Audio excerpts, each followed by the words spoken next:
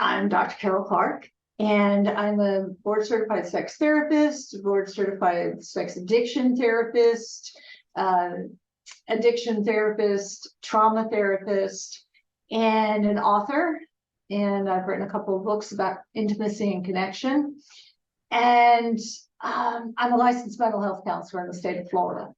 So I started out with counseling and specialized in sex therapy because hardly anyone's doing that. And we need to be talking about sex. We need to be helping people with their sexual lives. And so few therapists do that. It's pathetic, honestly. We're not even getting that training in school. You know, when you might assume that you go see a counselor, they've had training in sexuality to some extent, because, you know, we are sexual beings and sex permeates our lives one way or another. And very few therapists, even marriage and family therapists, don't get training in sex therapy. I hear this a lot. I hear them say a lot. You know, I've interviewed Patty Britton, Dr. Patty Britton, who created Sex Coach U, and she obviously felt very strongly about the fact that professionals are not getting any real training or schooling in human sexuality. And yet it's one of the core needs of many of their patients. And so there's a huge disconnect. I have a PhD program in clinical sexology, which is one of less than a handful in the United States. So that's exciting. Wait, so just so I make sure I'm understanding correctly, did you create the clinical sexology PhD program?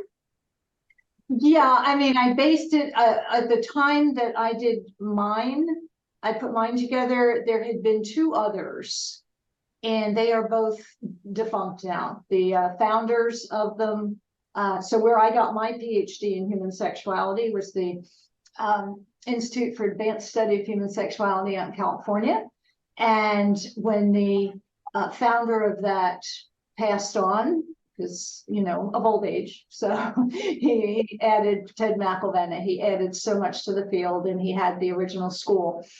And that's where I got trained. That's where Dr. Volker was trained. There's where a lot of sex therapists, sexologists, I believe Patty Britton, a good friend of mine, she got her degree there as well. So they are no longer in existence. And then Dr. William Granzig, I like to give shout outs to the big players in our field. Yeah. So Dr. Granzig started the certification program originally that I went to. He partnered up with the Institute in California so that we could combine the programs to get the PhD. But then he branched off on his own and had a PhD program. So a lot of other sex therapists were trained by Dr. Granzig, but that program also, Dr. Granzig passed on, and that program is no longer around. So there's mine, and then I'm not going to mention my competitors. There's only about maybe 3, 4 in the country that offer PhDs. There's a few certification programs, but one of the things that makes ours special is there's a lot of things to make it special, but I am very accepting of, because I work with sex addicts. Yeah.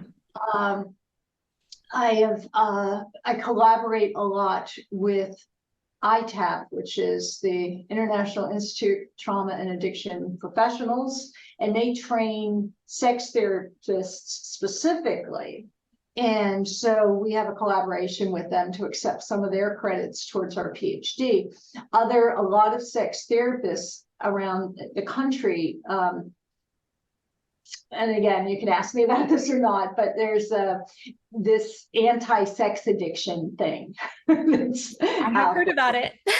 And so we are sex addiction friendly. And there you go. You know, I'd love to talk more about that because I have interviewed people who have said that sex addiction is not a true addiction. I'm curious your thoughts on that, or your take. Sure. Well, and that's what my books, so we have, now I'll give a shout out to my books. I have Addict America, The Lost Connection, and My Pocket Therapist, 12 Tools for Living in Connection. So that one's like a workbook to go with Addict America, but Addict America I wrote because I started realizing, working in the addiction field and the sex field, that there's just tremendous overlap, that people who identify as sex addicts or show sex addiction symptoms, it's addiction. Okay. The bottom line is sex addiction is about addiction. It's not about sex.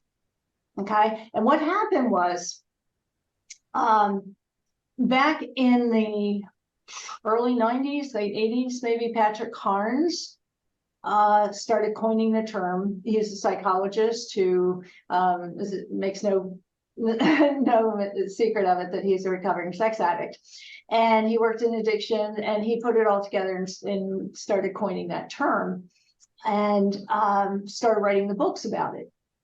What he did was, in the early books, the way he was looking at it is there's certain behaviors that people can engage in that can become addictive. And that's not to say that the behaviors themselves make you an addict any more than having a glass of wine makes you an alcoholic, or smoking a joint makes you a marijuana addict. So what he was doing is he was trying to say there's certain behaviors, sexual behaviors, that lend themselves to that over-the-top stimulation, the heightened stimulation that our brains, our limbic systems become accustomed to and adjust to, that then we require more. And I know I'm saying this in kind of a backwards way. Here's what happens. Our limbic system, which is our survival brain, and that's where the pleasure centers of our brains are. We have a baseline for feeling good, feeling bad, feeling neutral. And that baseline responds to stimulation. So pleasurable stimulation causes a spike. So sex, food, the basic things that keep us alive. It's about survival. So when we get a spike in stimulation from something that helps us survive, that's good. And then we survive and we go back to baseline. Also, there's fear, and anxiety. There's certain, if you're under attack by a saber-toothed tiger, because this part of the brain is, 4 to 5 million years old. It's been chugging along, keeping us alive as a species for millions of years. And it kind of says, if it ain't broke, don't fix it.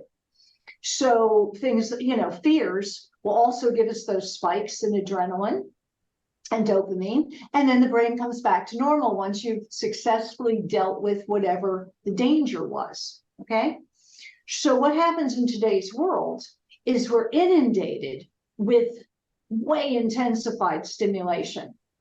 Then you take gambling, you take pornography, internet, your phone, the 24/7 news cycle. We're bombarded with stimulation all the time.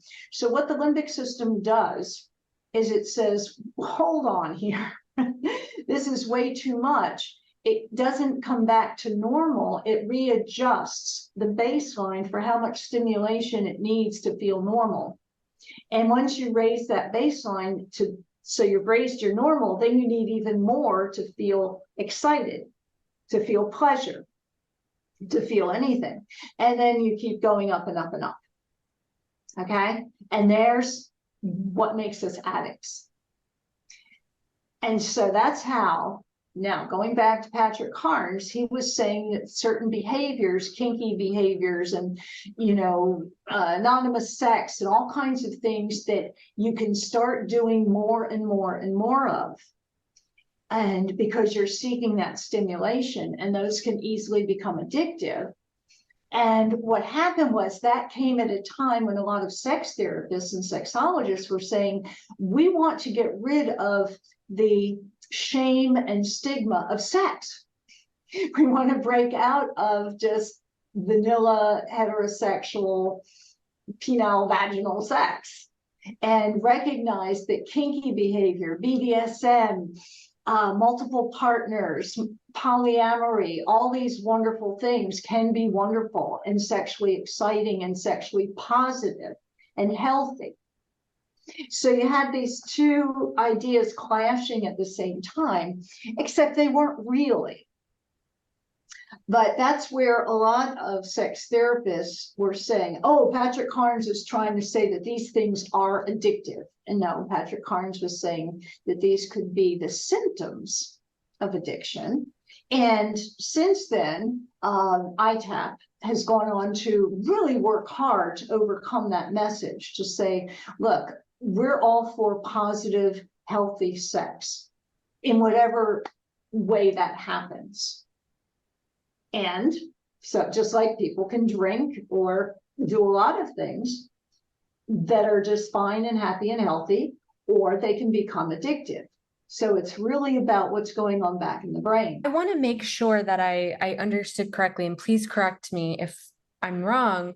It sounds like, from how you described it, people have, they're either addicts or they're not, and that addiction can take the form of multiple things. It could be sex, it could be a substance, it could be, so if I'm understanding correctly, it's not about the form that it takes, like what it has, what it's using compulsively as an addict. It's about the fact that that addiction is part of their brain. Is that right? It's not about the drug of choice. It's about what you've done to your brain to change it to create that craving for more, that need for more. okay? And another part of that addictive, how addiction develops, and anyone can go to my website at drcarolpark.com, and at the bottom of the page, the home page, there's an article, there's a nice graph, intimacy and intimacy and recovery. Oh my goodness, I just blanked out. But it's about intimacy and recovery. And then there's another article about controlling intimacy. It's called Intimacy by the Numbers. And intimacy and connection and recovery. There you go. That's the thing. And it shows there's a trauma base to addiction.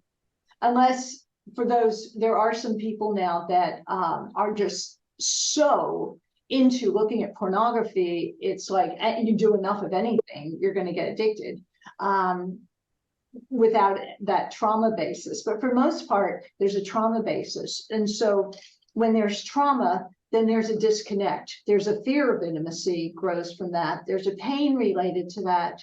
And then to escape the pain, people do a particular drug or behavior and suddenly experience that relief of pain. And then the pain comes back when the drug wears off. And so they do more. And that's, like, in a nutshell, how addiction develops. And so whatever it is you're doing, you can become addicted when you're trying to escape that pain. And that's how I became a trauma therapist as well. So I do a non-talk therapy called EMDR, eye movement desensitization and reprocessing, which isn't talk therapy, which is related to your prefrontal cortex, which is only 150,000 years old. And that's just a whole different part of the brain. The EMDR goes into the limbic system, changes, heals those traumas. So now when you try to go into recovery, when you try to stop, when you not just abstaining isn't recovery, but when you really want to change your life, then we heal the trauma and then you break your bad habits. And so you're capable of intimacy. I have a question I want to ask you. I interviewed the founder of Dr. Eve. She's an expert in the field. I don't know if you've heard of that brand, but she also has a little bit of a trauma specialty therapy background. And what she was telling me, obviously we're from LiveJasmin, and we have seen members who will use this service. I've interviewed members who have been on the service for, let's say, 15 years, and they've been seeing the same model. And I asked her, what is it about this dynamic that she thinks could bond two people for such a long time? Because most relationships in general in this day and age are not lasting that long. And one thing she said is that, from her perspective, I'm really curious your thoughts on this. it's possible that many members on LiveJasmin have a trauma somewhere around being heard, seen, feeling important.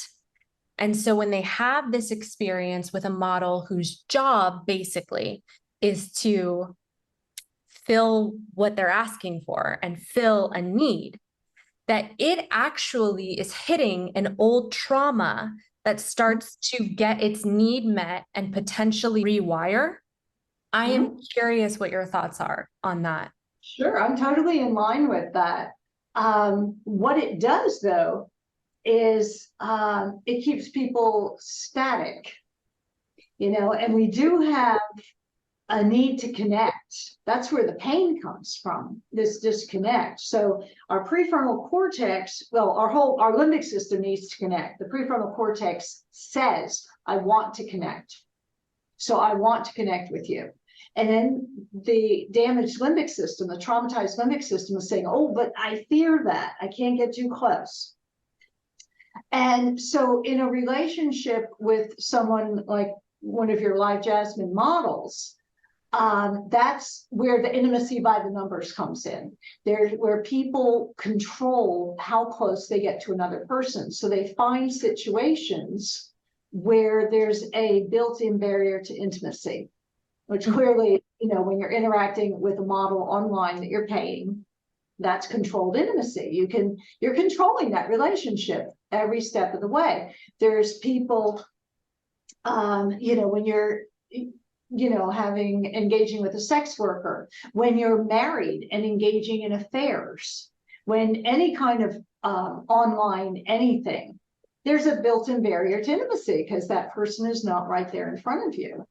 And sometimes with people that I see a lot in therapy, it's because they're not having a lot of sex or sex the way they want to, or sex the way they did when they first started out, because the way you can control intimacy is by pulling away either sexually or emotionally. So as you get more emotionally connected, something has to give, so you pull away sexually. For people who are sexually connected, there's going to be an emotional pull away. So your level of trauma dictates how close you can get to other people before you start feeling really uncomfortable. So where you have to protect yourself. And so if we give that a number, then energetically, you're going to be putting out that number and attracting somebody with the same number. And here's one of the things I've learned over time is I used to have people come to see me who would say, oh, why can't I meet the right person? Why do my relationships not work out? What do I need to do to get into a healthy relationship? And the reality is, you don't have to do anything to get that. You have to be who you want to be. You have to remove the barriers to intimacy, heal your trauma, be capable of complete connection and intimacy. And then that's who you will attract just energetically without doing anything more than that. Except that's really hard too. You go to therapy, and whether it's EMDR or one of the other non-talk therapies that will heal the trauma, not talk therapy. People can talk about their trauma for 20 years and it doesn't get into the limbic system. But when you can heal that trauma, when you can get good with yourself, and I love the serenity prayer. I think everybody in the world will benefit by living by the serenity prayer. God grant me the serenity, accept the things I cannot change. So that's everything outside myself. The courage to change the things I can, that's me, and the wisdom to know the difference. It's that simple. I really like how you put into words that, when you're carrying a certain trauma or number, you're going to vibe with people who can meet you and match you in that place. And if you want a different experience, you have to basically heal so that you can match with other healed individuals. So think about it. If you're stressed about something, it's something you can't control. There's the serenity prayer. You can't control whatever you're stressed about. You can't control your boss. You can't control the traffic. You can't control the war in Ukraine. You can't control so many things. Whatever you're stressing about, you can't control it. What you can control is your approach to it. So how are you creating your own stress? And when I take responsibility for my own stress and say, okay, I'm creating this, that means letting go of that addictive stimulation. See, if we're addicted to anything, it's stimulation. So I'm letting go of that energy that keeps me aroused, excited, keeps my baseline up for addiction, you know, how much stimulation I need. When I'm willing to say, no, let me move from to,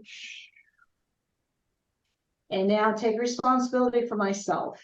Be the person I want to be. You might be saying something to me that my initial reaction is like, or you're criticizing me, or that makes me so angry. And sure, I mean, those are natural things. Well, what makes me angry? Is it because it's true and I don't like it? Okay. Is there something I need to change in myself? Am I using a tone of voice? Am I just, you know, it's something that it's difficult to attain, but we need to try to attain it. We need to always be striving for that Zen place. And people say, well, that's so boring. Okay, well, yeah, or it's just nice to be able to enjoy the world and enjoy natural stimulations like sex and food in a natural, healthy way without craving, without needing more, without having to create situations that are volatile, that are dramatic, that are, you know, the things that we are drawn towards in our modern world. So when we have somebody who says, here, make this practical. Okay, first, how stressed are you? How are you creating your own stress? And then pay attention to the energy between you and other people. Are they feeding your stress?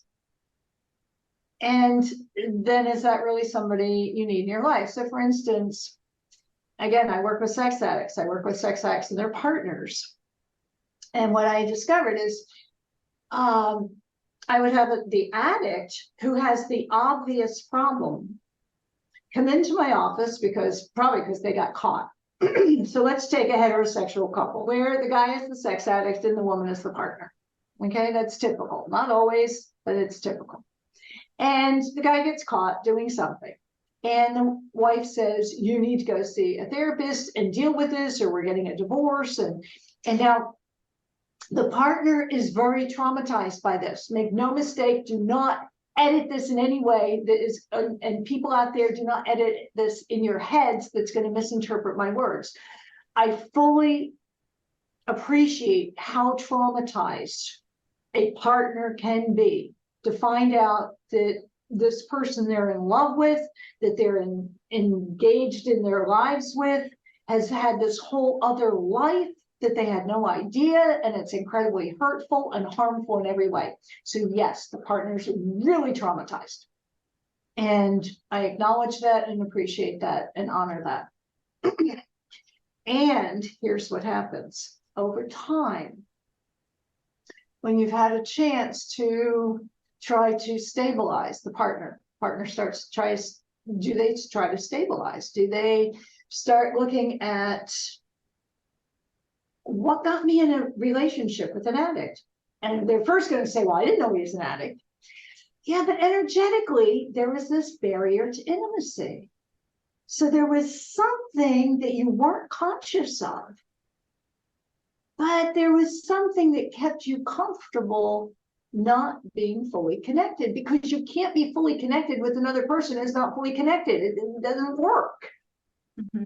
And so our addict comes to therapy, starts going into recovery, starts working the program, going to meetings, coming to therapy, doing his trauma work, working the fellowship, doing all these things to be more capable of intimacy. So now we got these two people. The addict is saying, oh, I'm ready for intimacy. And the partner who's saying all along has been saying, yeah, I want to be more intimate and connected, is pulling away. And it happens all the time. And now, because that's the intimacy by the numbers. So this person still has their number that's keeping them this far away. This person's number is changing, so they're able to get closer. And now these two don't sync. And again, never blaming the partner, not blaming the partner one bit. This is an opportunity to say, what do I need to look at in myself so that we can grow together, we can evolve together as a couple, or go our separate ways and just see what happens. Does that make sense?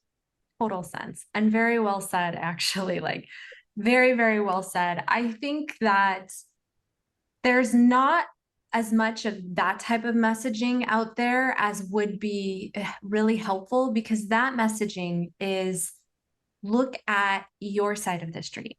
We're not saying that there's not something on the other side, but you always have to look at your part, and guaranteed, if you're in the situation, you have a part. And I think that that's really important for people to really, it's not easy and it's painful. I think we're all in situations where we have to look at our role, and it's difficult. But when we start doing that, like you kind of demonstrated, that's where healing can start. Speaking of knowing ourselves, I'm curious, from your experience and your perspective, do you think in general that people know themselves sexually? Most people probably don't. Most people probably don't, because number one, we're not taught.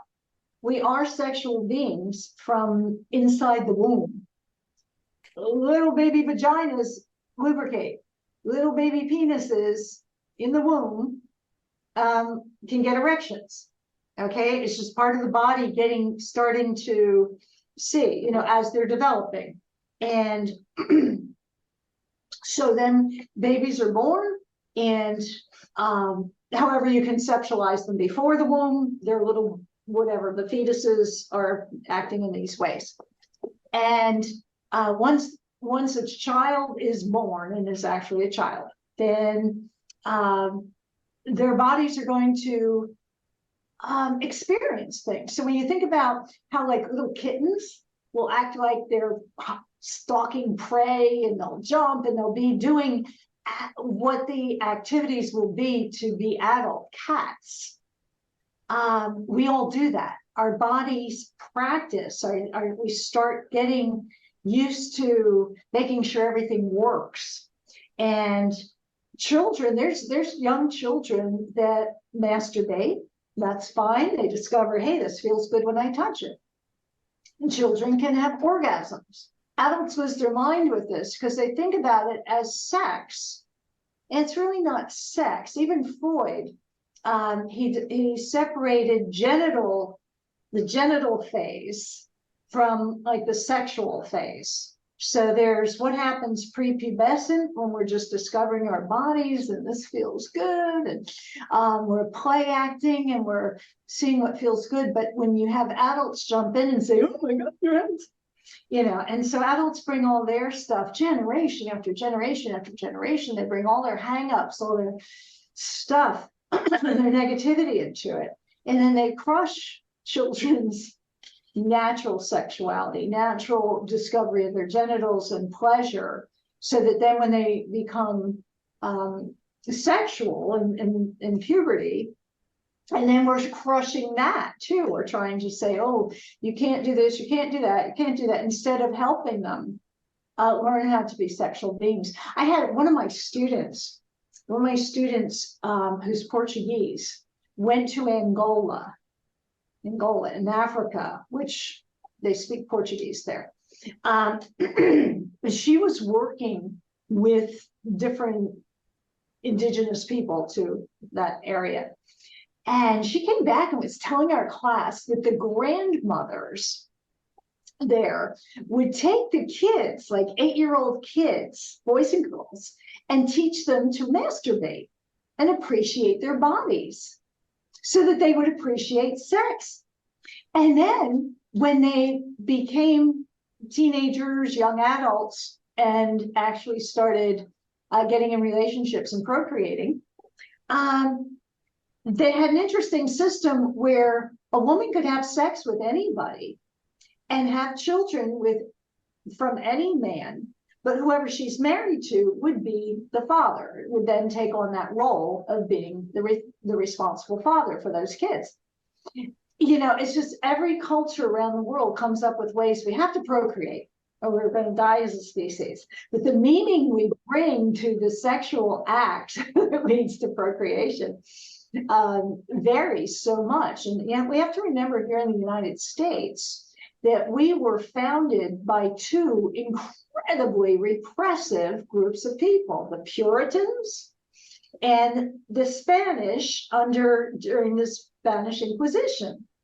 So Catholics, so, and then it gets into a whole history lesson, but those are the founders of our country. So we are just been trying to scramble out from under that repressiveness, and we haven't done it. I mean, clearly, trying to be sex positive and sexually healthy is just such an uphill battle for so many of us. But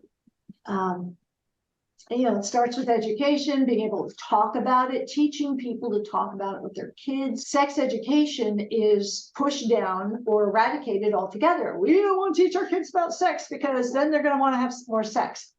Now, when people are saying that, other people can come in and say, that's not true. And here's a ton of research that shows that where there's sex education, kids will delay having sex longer, having intercourse longer. There's far less teen pregnancy, and there's far less STD, STI transmission. That's what the research shows. And yet, you say, why then are they repressing sex addiction or sex education? And here's one of my little talking points, little tricks. Whenever somebody says why about something irrational, go back to the limbic system. The answer's in the limbic system. It's because they're fearful. And you can't have a rational conversation with somebody who's afraid. And here's another thing. You can all write this down, or it's in my book. I wrote my pocket therapist. I just wrote everything down for you. But the biggest motivator of human behavior is the need to belong to the group. It's keyed into our survival. Okay. We need to be in a group to survive as individuals, as species. And yeah, maybe some of you can go off in the woods and survive on your own indefinitely, but really we can't. We need to belong to the group. And so the survival brain is going to override the prefrontal cortex. And so you might be saying, does this make sense? Or is this really true or something? But when the rest of your group says, no, this is what we believe and this is what we're going to do. And honestly, that, it happens in extreme situations where you end up with, some of the mob behavior and really horrible behavior. And it happens just in, everyday marketing, advertising.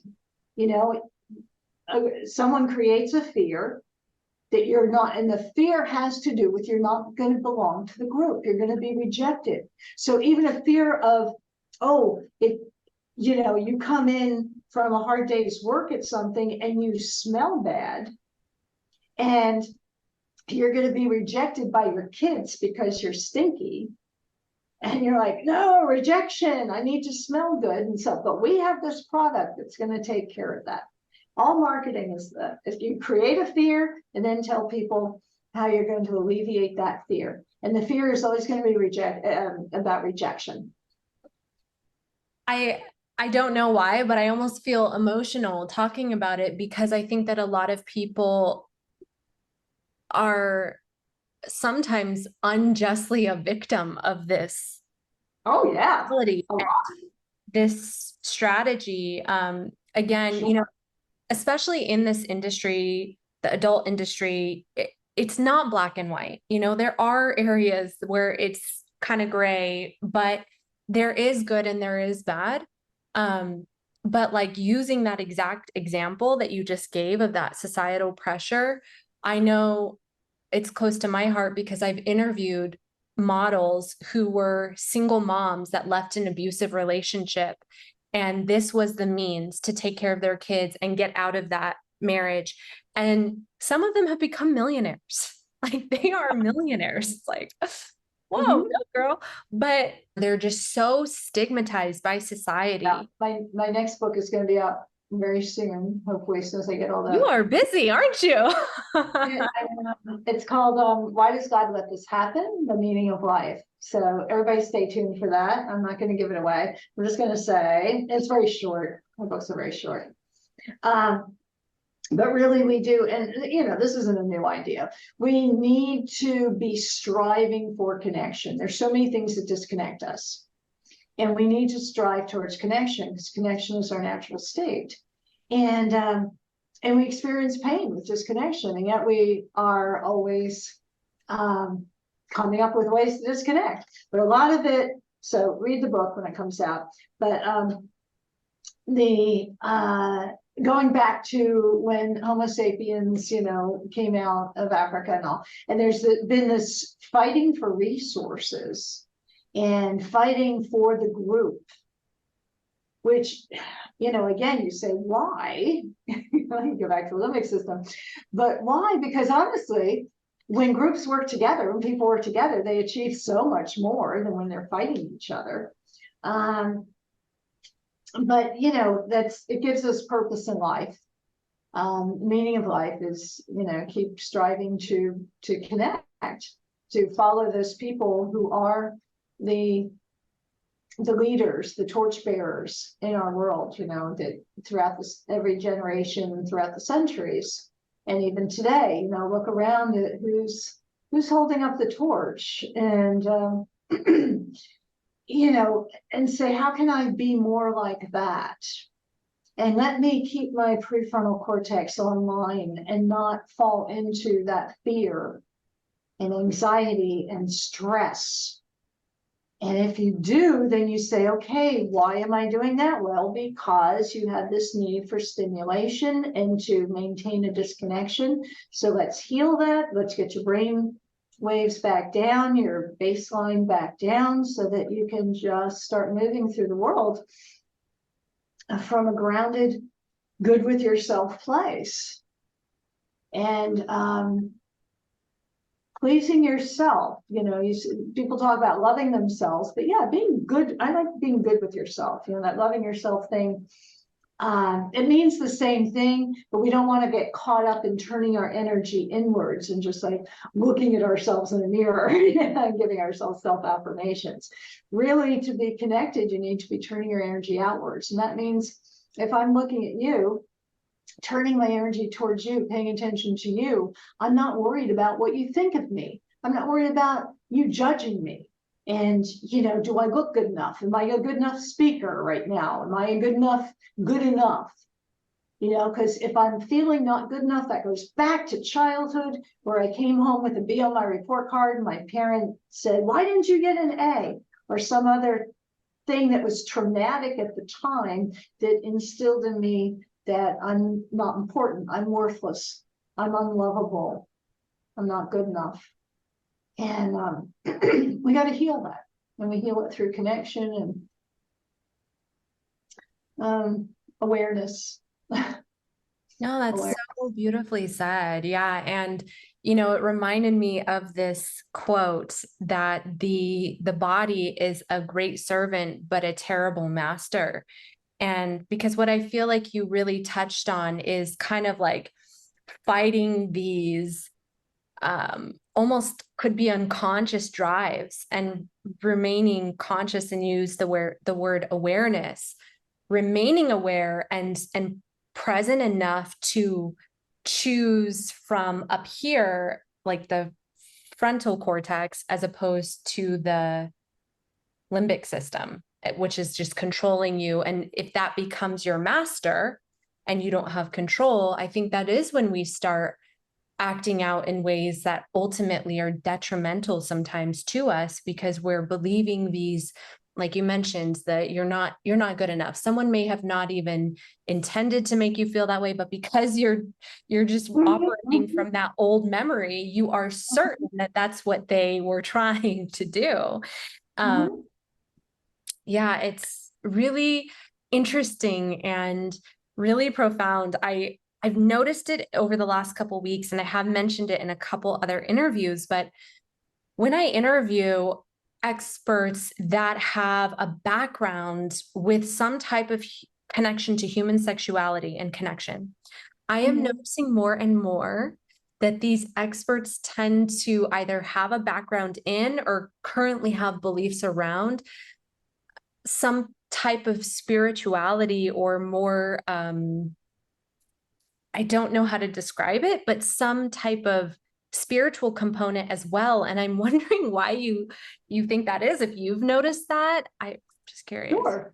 Sure. Yeah, I talk about that a lot. I talk about it in Addict America and also and I do tons of articles and stuff in all my teaching. And in the new book, Why Scott Let This Happen, there's you know, however you frame it, we're all aware of this. It keeps manifesting in our media. I mean, certainly churches and, formalized religions are all about getting together. Let's pray together. Let's do things together. Unfortunately, sometimes their togetherness makes us and them.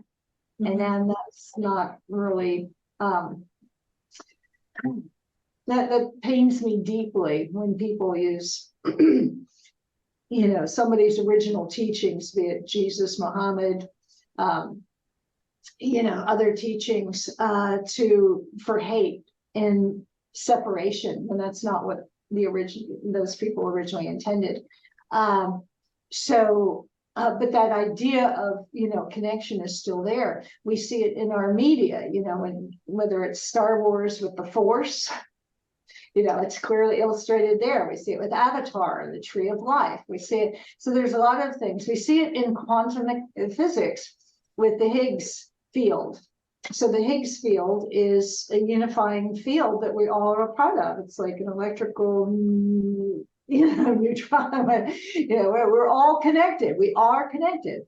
So that we're all aware of this. It's the pain is when we're not aware of it, when we lose that connection, when we start just being ourselves, like, oh, it's just me.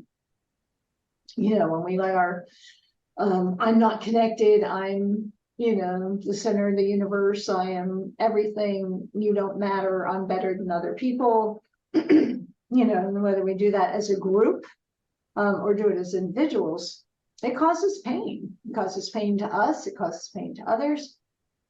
When it comes to sexuality, I mean, sexuality is that joining of flesh, that enjoying, but it's more than just that. It's, that real satisfaction in sex is when you're conscious of sharing this joy, this pleasure with our bodies that transcends our bodies.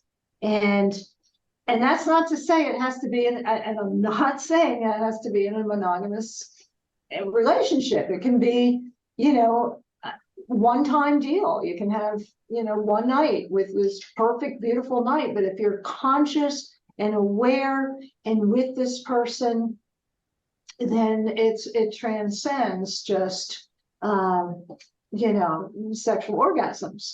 So sex has that wonderful propensity. It can be addictive when you just go, looking for the next thing to get me excited and more and more and more. Or it can be, we're grounded, we're centered, we're sharing, we're in the moment, we're truly connecting. So you can be doing the same behaviors, but you have this completely different energy. When I talk about recovery, sometimes it's not just recovery from addiction. I'm talking about recovery of connection. Wow, So that's profound. So we can look at addiction as disconnection and recovery as connection. To what? Ourselves, each other, the universe, the universal life force. Beautiful. I think that's really beautiful. Thank you. Yeah, I really do. It's beautiful. When we do that, we can have just build on those moments of clarity and then build more and more and more until that's where we live. If you could give one message to everyone in the world about human sexuality, what would that message be? Embrace your own sexuality and embrace it in connection with others. And And do it, you know, do it in connection, be sexual in connection, because then it will be uplifting and enhancing to your life. And in connection, you can't harm someone else. So when you're, whatever you're doing, and when you're embracing your sexuality, your essence, your full body in spirit, and expressing it in sexuality in connection, then you're experiencing a higher awareness of one of the best things in life, a gift, this beautiful God-given gift. Yeah, and that kind of takes us back full circle to talking about, you know, it's not necessarily about what you're doing, it's the how you're doing. So, you know, Right. someone could be doing the same act and okay, through the lens of LiveJasmin. I'm sure there are members who are using it as a way to numb out and numb that pain in the limbic system, like we talked about. I also know that there are members who have disability and have really formed strong friendships on this platform, and they are using it in connection, and it has been very healing for them. So again, you know, like just taking that full circle, it's not, and this is, I think, a really popular and famous saying, but it is true. It's not what you're doing, it's how you're doing it. Absolutely. Exactly. Yeah. That's the energy, the intention. Go into everything with the intention, I'm going to connect. Yes, connect. That's beautiful. We talked earlier about the models, and they're getting paid and they're doing what somebody's asking them to do.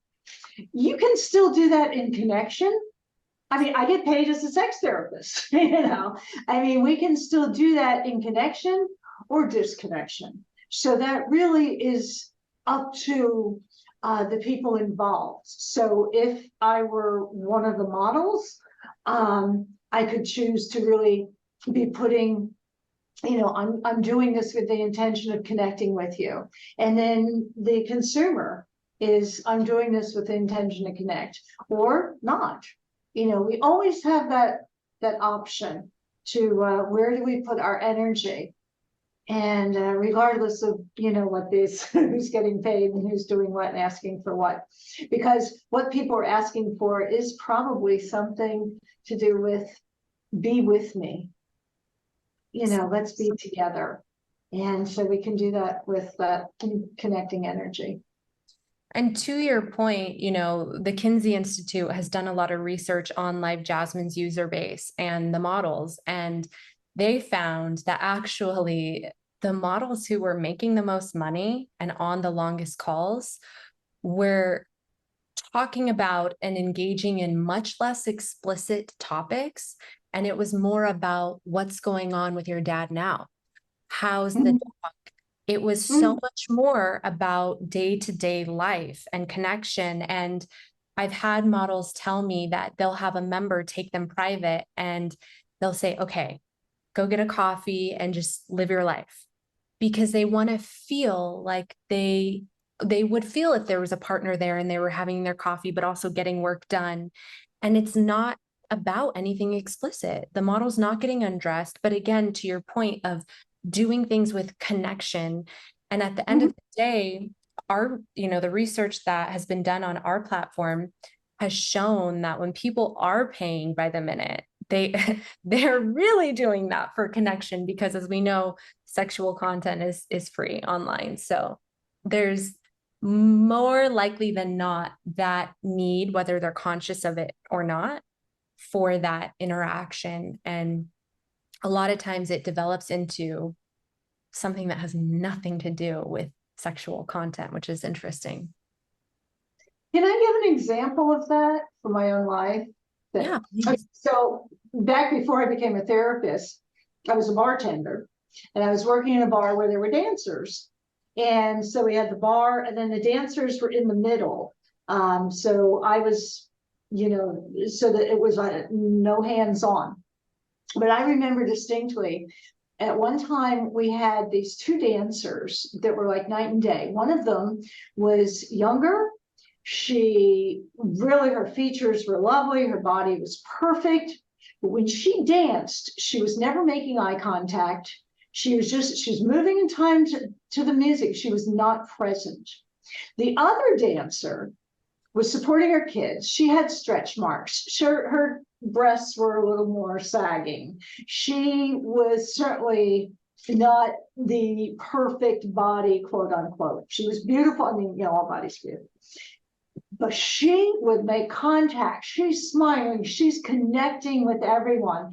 And I'm the one in between passing the tips to the women. And let me tell you, guess who got the most tips? It was definitely the one that was connecting with everyone around the bar. The other one, she got maybe less than half of the tips that the other one was getting. And that really made an impact on me. Oh, yeah. I mean, that is a powerful example. Absolutely. Like you said, that eye contact, that engaging, because it just sends this, it's just, yeah, it's connection. But, when you're making eye contact with someone, it's like you're meeting them. Like, I'm here with you. I'm present with you. And that is so powerful. And people, especially people, like, I'm sure this isn't the case every time, but when people are going to a place where there's dancers or strippers or going to a campsite, you are seeking that. I mean, that is the honest truth. Like, more likely than not, there's a gap in the connection they're getting in their life, and they're trying to find a way to fill that need. That's certainly what I've seen. Yes, beautiful. I've so enjoyed this conversation, really. Thank you so much for the beautiful insight. My final question to you is, from your experience, from your perspective, what are our next steps culturally or individually in moving forward with a more sexually healthy and well society? Talk about it. We need to be able to talk openly about sex. And, I was at the bank yesterday opening an account at a new bank. And I was just waiting for the woman opening the account to say, what kind of doctor are you? And I said, I'm a sex therapist. And she said, oh, and what does a sex therapist do? She didn't even know, like, she couldn't even conceptualize what kind of problems people have with sex and all. So we have to talk. I look for every opportunity to talk. We have to give out positive messages. We have to talk to our kids, talk to each other. Everywhere you can, drop seeds. And if somebody is saying something really negative, don't engage them like banging heads, limbic system to limbic system, or don't try to, what we can do is validate people, even if they're saying something you're like, really? But just say, okay, so what I hear you saying is, and help their limbic systems to calm down because they're not feeling attacked. And then you can get in, well, were you aware that? Or, I just heard this podcast the other day where actually more sex education led to less teen pregnancy and a delay in kids choosing to have intercourse. I just heard that, but you can't say that to somebody unless you're starting to connect with them. So watch those opportunities, model healthy sexuality, not like have sex in the street, but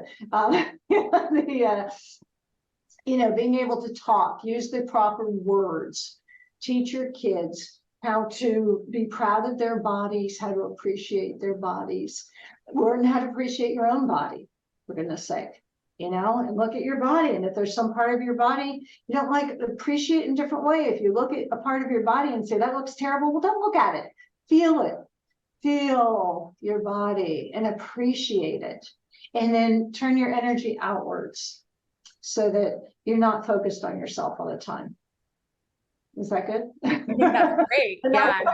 I actually especially love that. Turn your energy outwards. Yeah. Thank you so much. This has been a beautiful conversation. I've really enjoyed it. Well, thank you for the opportunity, because this is it. This is what I do. I want to get that word out there. Great interviewer. I really appreciate your interview style. It was really welcoming and relaxing and encouraging and excellent. Thank Thank you. you. That means a lot to me because that is my goal. I look forward to seeing it.